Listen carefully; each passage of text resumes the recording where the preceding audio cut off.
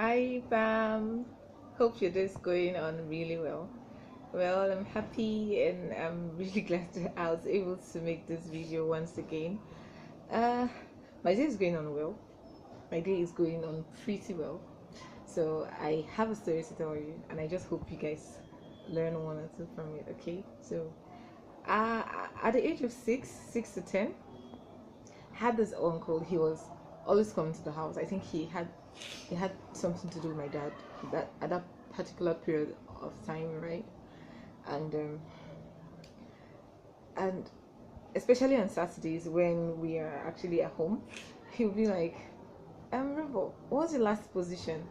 And then I was not really very brilliant. I was the 15th to 10th. So when I take 10, I'll be like, okay. When I take 15, I'm like, oh my goodness. And when I take something like 9, I tried, right? So I'll tell him, and he'll tell me something like, when you take first position to third position, I'm going to get you something. And then there was this electronic board for teaching that actually always caught my fancy. And my daddy behind would say, yes, I'll get her a bicycle. And then the first year passed and the second year. And it was just always a mere promise, right? I didn't get the board, I didn't get the bicycle. And over time, whenever they told me that, I didn't see it, so I didn't really attach anything to it to want to even make me do what I would have they would have wanted me to do, right? That's just when I was a child, right? And I've gone through life, and I realized that there's a lot of people, even I myself, I grew up in a life where I could even just make promises that I would not even flinch whether or not I'll do it. I just would make promises like, I'll pray for you. When you won't pray, I'll I'll I'll call you back. Yeah, I'll call you back. Just so you let the person leave your phone. You call the person. So you promise the person, you call the person back. You say things like, I'm gonna get you this. Like my nieces and nephews. Oh my goodness, I cannot count the number of times before now that I'll tell you, I'll get you ice cream, and I won't get them ice creams, right? So as a Christian, right? I was talking to a friend of mine, my best friend. You know who, right?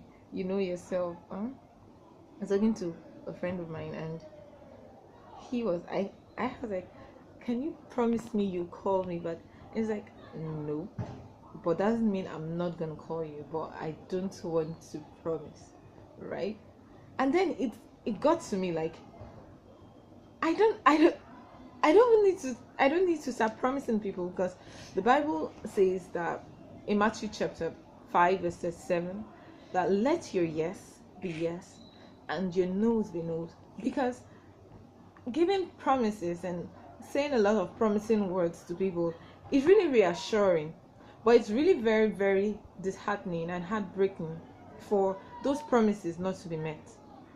So today I just want to establish a fact that there's a lot of evil going on in this world today, and we should not add to the evil, right? We should not add to the evils. We complain about the government, we complain about politics, that they say a lot of things and at the end they don't do. But have you ever tried to checkmate yourself? How many of the things did you promised, no matter how little it is, no matter how trivial it is, how many of those things have you been able to do to the people you made them to?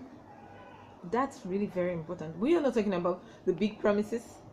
We're not talking about the things that are mighty, like I'm gonna get married to you, or I'm gonna make sure I pay your school fees. Just little things like, I'll call you, or I'll get you something when I'm coming back, or I'll pray for you. Those things actually mean a lot. So we should, as much as possible, try to make sure that we stay true to our words, and that makes us to be exemplary. Jesus Christ said he was coming back, and then nobody as a Christian would ever say, will he ever come back? Do you know why? Because all the promises that he has actually, that was recorded in the Bible that he promised, he indeed keeps them.